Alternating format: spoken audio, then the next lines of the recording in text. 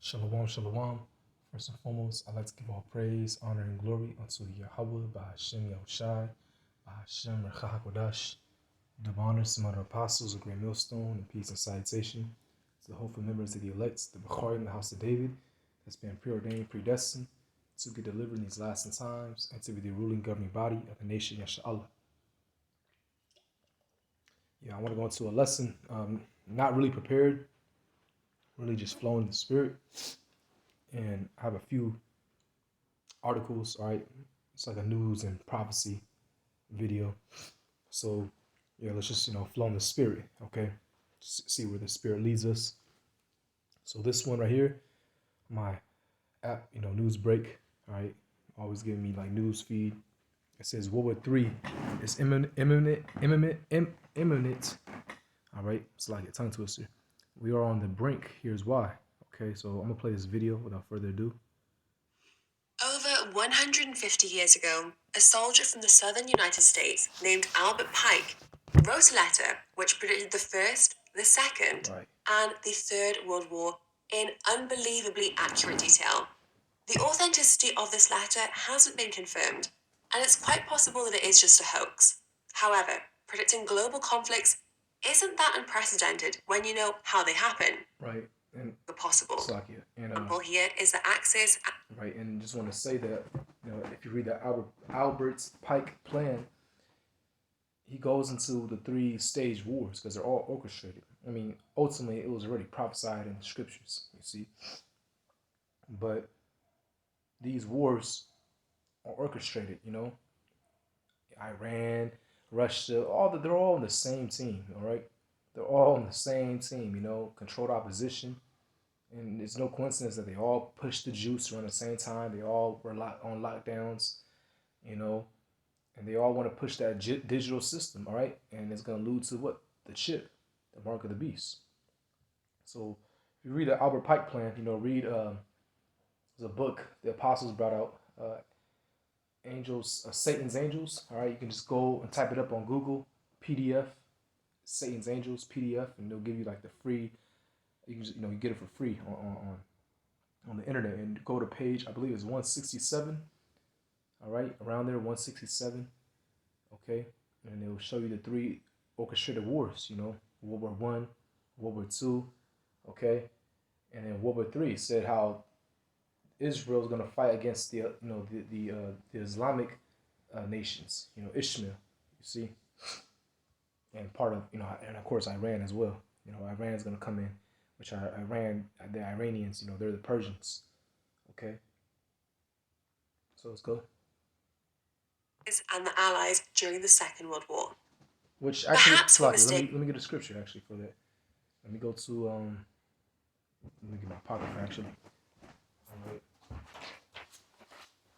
Go to page 2nd Ezra chapter 15, verse 29, where the nations, actually 28, behold, in horrible vision, in the appearance thereof from the east, where the nations of the dragons of Arabia shall come out with many chariots, all right, Ishmael, and the multitude of them shall be carried as the wind upon earth,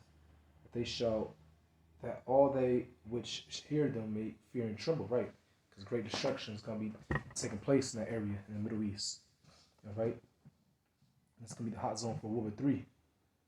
And all the military nations are going to be gathered there. Israel, their allies like America, Ishmael, Iran, Russia, okay, China.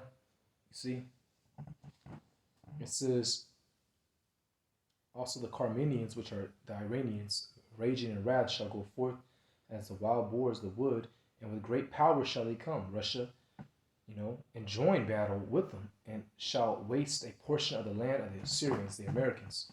And the draft is coming, all right? The draft is coming in America real soon. Mistaken, but it appears that this kind of world war is no longer possible. Once upon a time, governments could use propaganda to convince their citizens to fight and die in the name of their king or country. In the modern day, the free flow of information has made this propaganda ineffective. This is especially true when it comes to convincing the average person to fight and die in an overseas country that they've never heard of and probably couldn't find on a map. For example, most Americans were firmly opposed to sending US soldiers to Ukraine, but they did support helping Ukraine in every other way. Again, that's because the average person is informed enough to know that going to a war is almost never in their interest and only ever benefits governments, mega banks, global corporations, and, of course, weapon manufacturers. There seems to be one exception, however, and that's wars between neighbouring countries. If you look at the conflicts that have arisen around the world, you'll notice that they all have one thing in common. They're all regional, and they all have territory that's been disputed for years, if not decades. You'll also notice that there have been conflicts in these regions for just as long, and they've just escalated in recent years. Now, while it's almost impossible to convince the average person to fight for foreign power for reasons they don't understand or don't care about, and also that just goes to prove again that the conflict going on with Israel and the Palestinians has been going on for decades, but also proves that they're not the Lord's chosen people. Okay, first let me get book of Zechariah. Let me see. Here's Zechariah 13.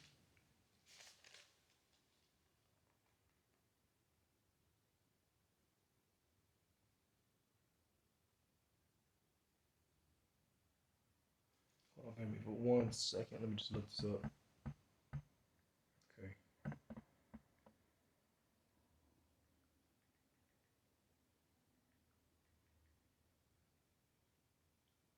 Okay, Zechariah 9, verse 6. A bastard shall dwell in Ashdod, which is over there in the land of Israel, and I will cut off the pride of the Philistines. Right. So that bastard is Israel. All right, the Israelis, Amalekites. Okay, and like I said, they've been having conflict with the Palestinian for decades, and that just goes against prophecy because if they're really God's chosen people, all right, there will be peace throughout the earth. The house of David, the throne of David would have been set up. All the tribes will be there. The earth will vibrate off a righteous vibration. Our people won't because the real Hebrew Israelites are you Negroes, Latinos, and Native Americans. We won't be so in a destitute state. You see, but we're still, under this so-called white man. His Edomite supremacy.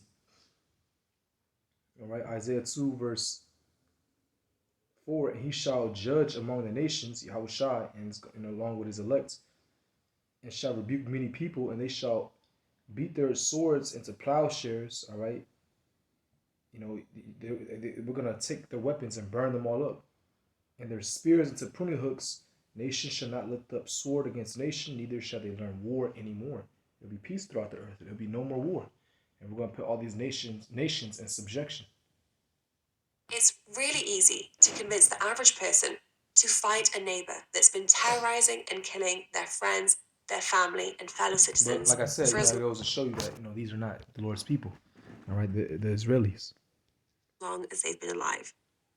Although some of these regional conflicts seems to involve countries that are geopolitical opponents, many involve countries that are technically geopolitical allies. The example that comes to mind here is the border dispute between China and India, which could easily become another regional flashpoint. For context, China and India are both part of BRICS, an expanding alliance of African, Middle Eastern, South American, and Asian countries that are supposed to be opposed to the Western world order led by the US and its allies. And yet, there is significant tensions within both geopolitically aligned groups. More about the BRICS is in the description, but getting back to the topic that's at hand. What this means is that the world war we're likely to see, or that we could already be in, is probably not going to look like the world wars that we've had in the past. It's probably not going to be one geopolitical side versus the other. It's going to be multiple regional conflicts around the world that are slowly turning into full-blown wars. Right. On the one hand, this means that the loss of human life will likely be lower, and the use of world-ending weapons is likely off the table. We hope so anyway. On the other hand, multiple regional conflicts and tensions between geopolitical allies could. And also, it's going to change this time. This world war is, it's going to be fought with more advanced weapons. All right, more advanced military weapons. You know, and the ultimate is what, that nuclear missile. Okay, Isaiah. Let's go to Isaiah. What is it? I believe 6. Let's see.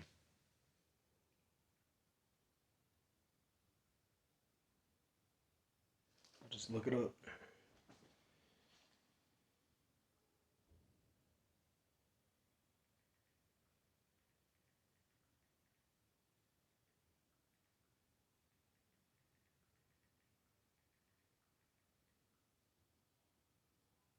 Okay, Isaiah 9.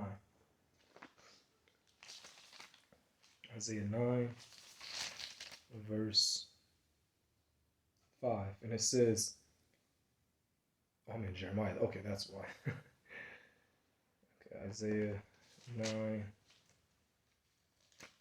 verse 5. And it reads, for every battle of the warrior is with confused noise and garments rolled in blood. But this shall be with fire, with burning and fuel of fire, the ICBM missiles. All right? And it's going to be one on that last and dreadful day. All right? And it's going to take place in World War III. All right? And we're on the verge of World War III. Okay? Revelation 11, verse 14, it says, the second world's past, which is World War II, that happened already, 1939 to 1945. And what ended it? The atomic bomb. All right? Dropped on Hiroshima, and Nagasaki. Okay? And I believe a few other places as well. And behold, the third woe cometh quickly. Third woe means destruction.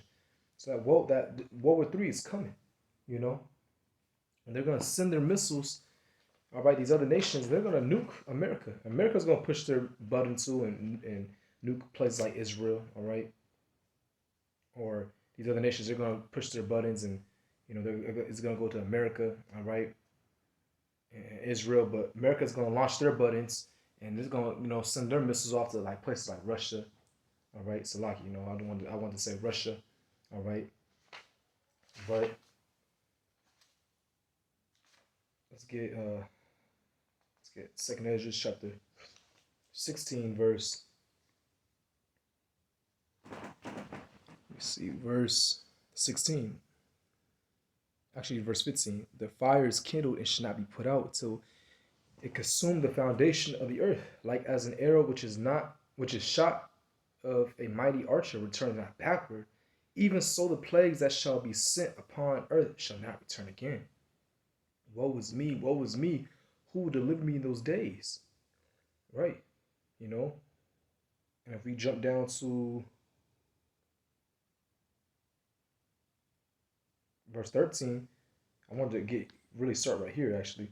For strong is his right hand that bendeth the bow, his arrows that he shooteth are sharp and shall not miss, and they begin to be shot into the ends of the world. Right. So the ICBM missiles, because when you get a real bow and arrow, it can't go from one end of the earth to another. No. All right, it's talking about a nuclear missile coming out the silos, all right, being shot off to the atmospheres and coming down and hitting its target. They're called intercontinental ballistic missiles for a reason, all right, because they can travel from one continent to another.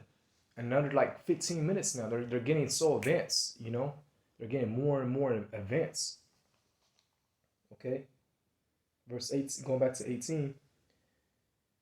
Actually, I'll start verse 17 again. Woe is me, who will deliver me in those days? I just want to bring that out again because that actually proves reincarnation as well.